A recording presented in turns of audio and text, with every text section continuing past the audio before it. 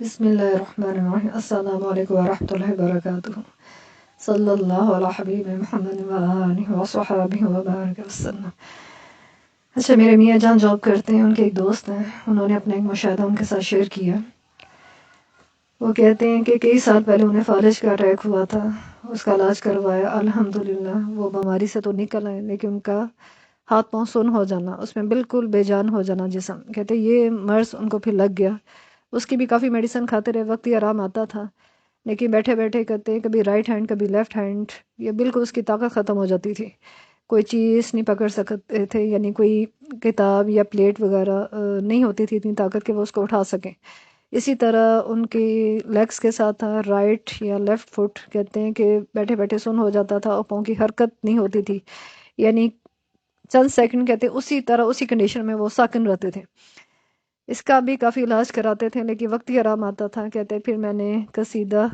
بردہ شریف کے اشعار اور اس طرح درود اویسیہ کما لیا، یہ سنتے بھی رہے ہیں پڑھتے بھی رہے ہیں، درود امام بصیری کہتے ان کا میں نے ورد کرنا شروع کیا، اور دم یعنی 21 یا 11 ٹائمز وہ کہتے ہیں کہ میں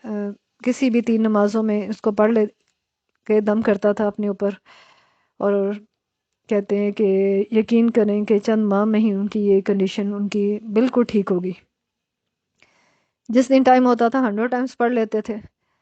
اور کہتے ہیں کہ میں ان کو باقاعدہ سنتا بھی تھا درود اویسیہ کمالیہ نا، اور اس کے بارے میں کہا جاتا ہے کہ یہ درود پاک ایک مرتبہ پڑھنے سے 14,000 درود پاک کا ثواب ملتا ہے، روزانہ 100 بار جو پڑھے گا روحانی اسرار کھل جاتے ہیں، بیماریوں سے بھی شفا ملتی ہے، نسیان کی بیماری ہو تو بھی یہ بیماری ختم ہو جاتی ہے، قوت حافظہ درست ہوتا ہے۔ درود اویسیہ کمالیہ شاہ ولی اللہ کا درود پاک ہے، انہوں نے بے شمار لاکھوں کی تعداد میں اس کو پڑھا ہے، اور یہ حضور پاک صلی اللہ علیہ وسلم کا پسندیدہ درود شریف ہے۔ حضرت باغ حسین کمال سلسلہ ویسیہ کمالیہ کے بانی ہیں، انہوں نے بھی اس کو بہت زیادہ ورد کیا، اپنے مریدین کو بھی اس کا آگے پھیلایا ہے، انہوں نے بھی اس سے فیض حاصل کیا ہے۔ اور درود امام بصیری قصیدہ بردہ شریف کے جو اشعار ہیں، مولا یا صلی وسلم دائماً ابدا علی حبیبی کا خیر خلق کنہ میں، یہ بہت مشہور شعر ہے، یعنی اب کسی بھی خاص مقصد کے لیے اس کو 21 ٹائمز یا 100 ٹائمز اس کو پڑھیں، یقین کریں وہ مسئلہ حل ہو جاتا ہے۔ میں تو پورا ہی قصیدہ بردہ شریف پڑھتی ہوں، یعنی روز کی 2 فصل یا 1، اور پورے قصیدے کا جو ثواب ہے یقین کریں وہ بھی بے انتہا ہے، یعنی کچھ اشعار ایسے ہیں، یعنی کچھ خاص اگر آپ کے پاس ٹائم نہیں ہے پورا قصیدہ بردہ شریف پڑھنے کا، تو آپ کوئی بھی اشعار جو اس طرح کے آپ پڑھ سکتے ہیں، اور درود کمالیہ کے مختلف 3-4 سیگے ہیں،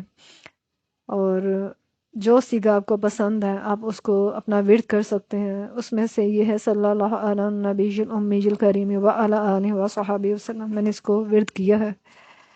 اور جو آپ کو پسند ہے آپ اس کو اپنی روٹین میں شامل کر سکتے ہیں۔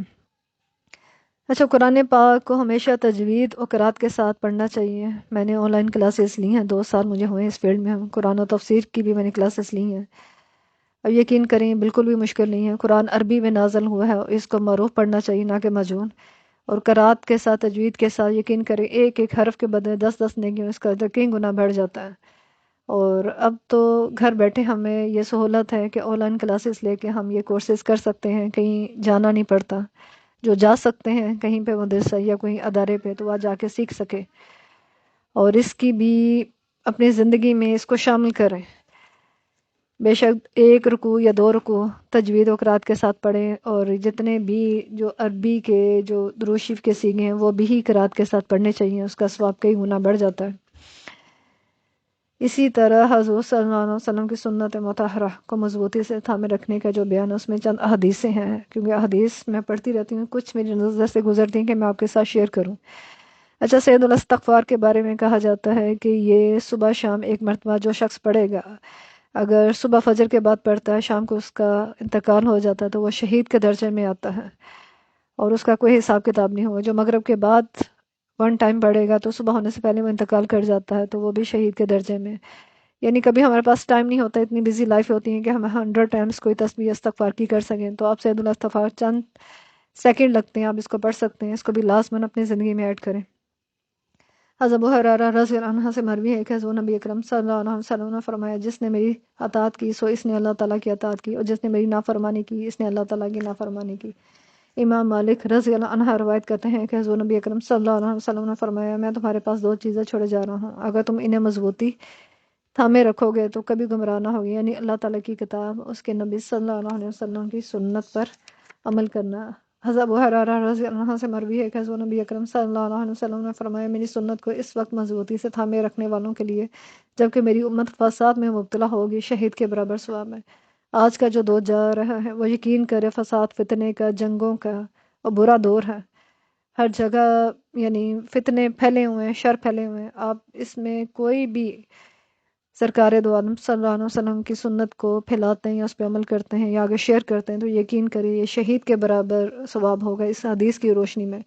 حضرت ابو ہریرہ رضی اللہ عنہ نبی کریم صلی اللہ علیہ وسلم سے روایت کرتے ہیں کہ آپ صلی اللہ علیہ وسلم نے فرمایا تمہارے پاس میری طرف منسوب شدہ مختلف احادیث پہنچیں گے، سو جو تمہارے پاس قرآن پاک و میری سنت کے موافق پہنچے تو جانو کہ وہ میری ہی طرف سے ہے، اور جو تمہارے پاس قرآن پاک و میری سنت سے متصادم قول پہنچے تو جانو کہ وہ میری طرف سے نہیں ہے۔ یعنی ہمیں صاف پتہ چلتا ہے کہ کون سی حدیث ضعیف ہے اور کون سی حسن ہے۔ اللہ تعالیٰ ہمیں یہ سنت کے مطابق زندگی گزارنے اور ڈھالنے والا بنائے اور اپنانے والا بنائے، ہماری زندگیوں میں برکت دے۔ جزاک اللہ خیرا کثیر، آمین۔